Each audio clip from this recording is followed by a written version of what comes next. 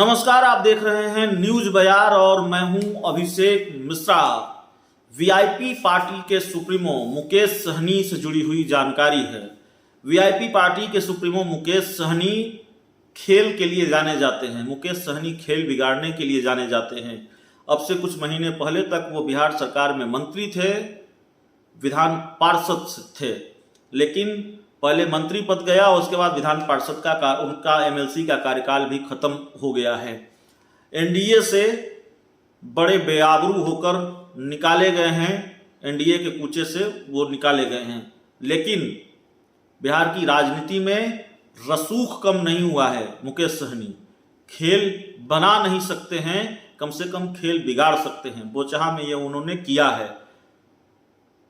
मुकेश सहनी ने बोचहा उपचुनाव में अपने उम्मीदवार उतारे थे, लेकिन न मुकेश सहनी का उम्मीदवार जीत पाया और न ही बीजेपी जीत पाई बोचहा उपचुनाव। आरजेडी के उम्मीदवार अमर पासवान जीते और मुकेश सहनी ने अपने उम्मीदवार के हार के बावजूद मिठाइयां बांटी, इस खुशी में कि भारतीय जनता पार्टी हार गई। तो भारतीय जनता पार्टी को एक और टेंशन मुकेश सहनी ने शायद दे दी है। एक बड़ा बयान आया है बिहार में 3 सीटों पर होने वाले उपचुनाव को लेकर। बिहार में 3 सीटों पर उपचुनाव होने वाले हैं, आप जानते हैं, और वो सीट कौन कौन सी है। मुजफ्फरपुर की कुढ़नी सीट है, जहां से अनिल पासवान आरजेडी के विधायक थे, उनको सजा मिली और वो अब विधायक नहीं है, उनकी विधायकी चली गई है। जाहिर है यहाँ उपचुनाव होगा। बीजेपी के विधायक थे सुभाष सिंह, गोपालगंज से मंत्री भी थे, सहकारिता मंत्री बिहार सरकार में, लेकिन उनका निधन हो गया है। जाहिर है ये सीट खाली है, यहाँ भी उपचुनाव होगा। और मोकामा के विधायक रहे, आरजेडी के विधायक रहे अनंत सिंह को 10 साल की सजा कोर्ट ने सुनाई है, तो उनकी भी सदस्यता चली गई है। जाहिर है यहाँ भी उपचुनाव होगा। तो इन 3 सीटों पर होने वाले उपचुनाव को लेकर मुकेश सहनी ने कहा है कि वो अकेले चुनावी मैदान में उतरेंगे और इन तीनों सीटों पर चुनाव लड़ेंगे, इन तीनों सीटों पर अपने उम्मीदवार उतारेंगे।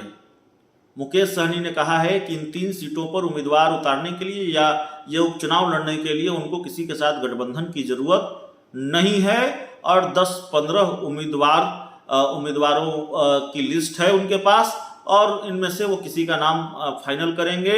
बहुत बड़े बड़े नेताओं के फोन भी आ रहे हैं और मुकेश सहनी ने यह भी संकेत दिया है कि साधु यादव भी वीआईपी पार्टी के उम्मीदवार हो सकते हैं। खुलकर नहीं कहा है मुकेश सहनी ने, लेकिन इस बात को लेकर उन्होंने संकेत दिए हैं एक इंटरव्यू के दौरान।